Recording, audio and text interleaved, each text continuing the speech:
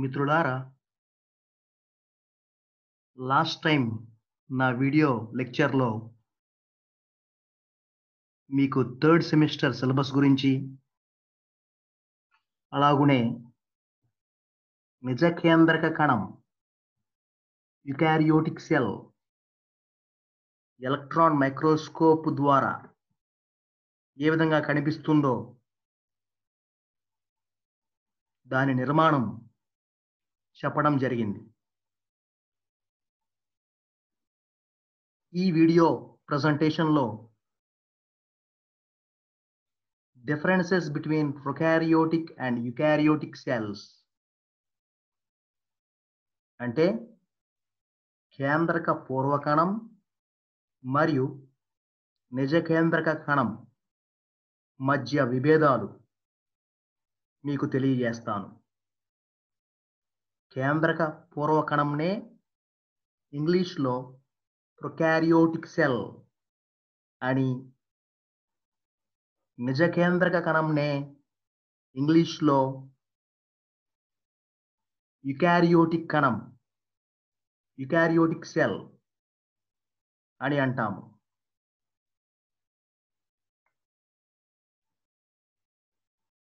ఈ స్లైడ్ చూడండి. ఒక టేబుల్ రూపంలో మీకు కేంద్రక పూర్వకణం మరియు నిజ కేంద్రక కణం, prokaryotic cell and eukaryotic cell మధ్య విభేదాలు ఇవ్వడం జరిగింది.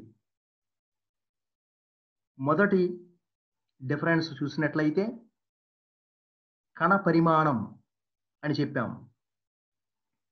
కణ పరిమాణము సూక్ష్మముగా సరాసరి పరిమాణం 0.05 నుంచి 5 మైక్రోమీటర్లు కేంద్రక పూర్వకణంకు ఉంటుంది. అదే యూకారియోటు నిజ కేంద్రక కణం అయితే పరిమాణము 40 మైక్రోమీటర్లు ఉంటుంది. రెండవ పాయింట్ చూడండి, జన్యు పదార్థం అని రాశాము. డిఎన్ఏ అణు జన్యు పదార్థము ప్రొకారియోటు కేంద్రక పూర్వకణంలో కణ ద్రవంలో నగ్నంగా పోగువలే ఉంటుంది. అంటే జన్యు పదార్థమును కప్పుతూ కేంద్రక త్వచము ఉండదు.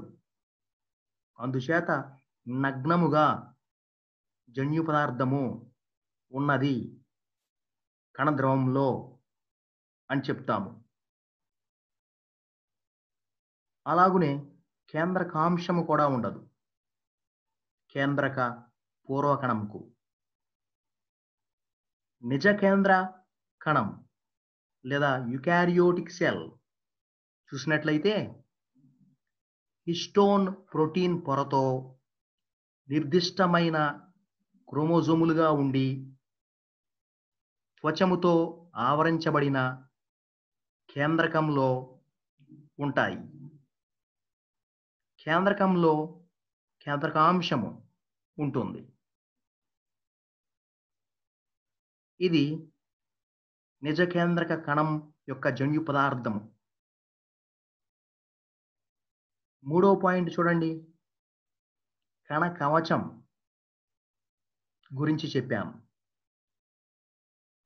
కణ కవచం కేంద్రక పూర్వకణంకు నిర్దిష్టంగా ఉంటుంది. పెప్టిడో గ్లైకాన్లతో నిర్మితమై ఉంటుంది. అదే నిజ కేంద్రక కణమైతే జంతు కణాలలో కణ కవచము ఉండదు.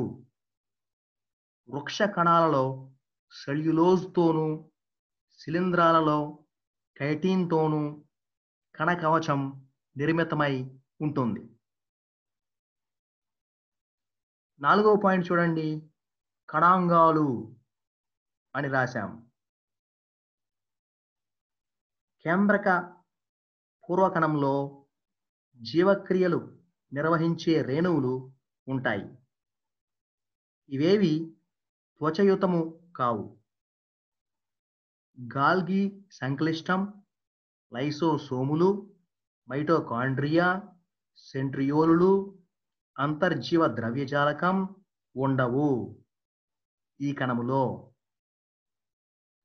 నిజ కేంద్రక కణమైతే కణాంగాలు ఉంటాయి.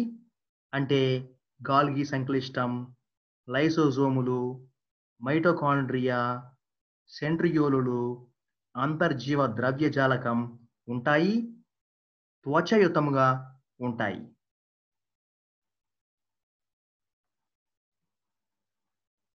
ఇక 5వ పాయింట్కి వచ్చినట్లయితే కసాబాలు గురించి చెప్పడం జరిగింది. కసాబాలు కేంద్రక పూర్వకణంలో సరళంగా ఉంటాయి.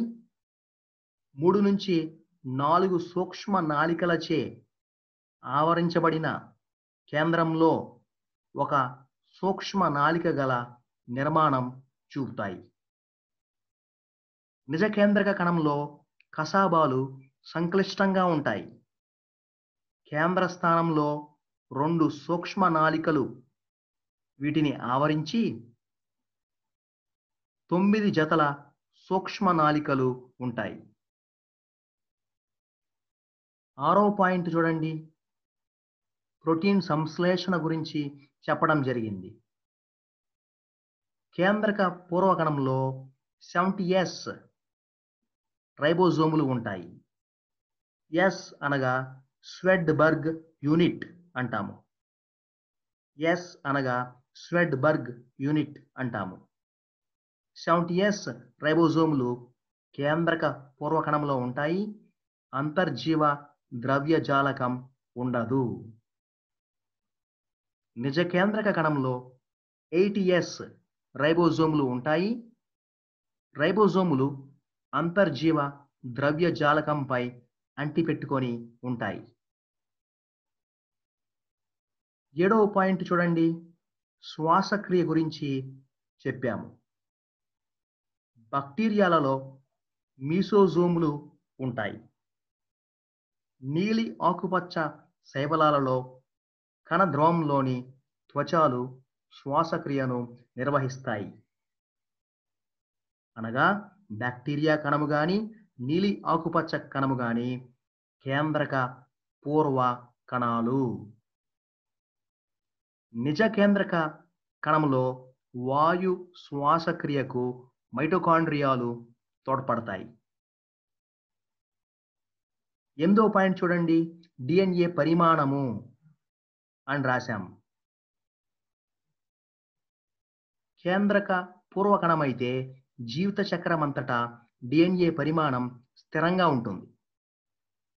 అదే నిజ కేంద్రక కణమైతే లైంగిక ప్రత్యుత్పత్తి జరుపుకునే జీవుల జీవిత చరిత్రలో డిఎన్ఏ పరిమాణం ద్వయస్థితిక మరియు ఏకస్థితిక దశలలో ఏకాంతరంగా మారుతూ ఉంటుంది.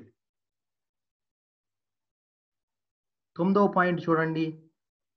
థైలకాయిడ్లు అని రాశాం. కేంద్రక పూర్వకణంలో థైలకాయిడ్లు ఉన్నట్లయితే జీవ పదార్థంలో స్వేచ్ఛగా ఉంటాయి. థైలకాయిడ్లు మనకు తెలుసు కిరణజన్య సంయోగ క్రియకు తోడ్పడతాయి.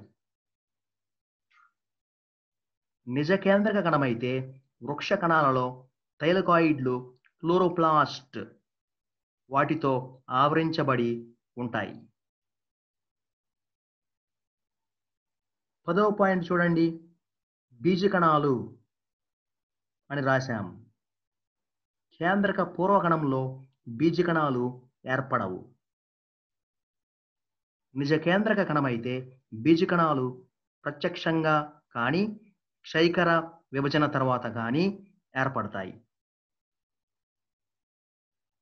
ఈ విధంగా ఇక్కడ 10 విభేదాలు మీకు తెలియజేయడం జరిగింది. కేంద్రక పూర్వకణంకు నిజ కేంద్రక కణంకు. మరి ఒక వీడియోలో మరి ఒక అంశంతో కలుసుకుందాం. ధన్యవాదములు. Thank you.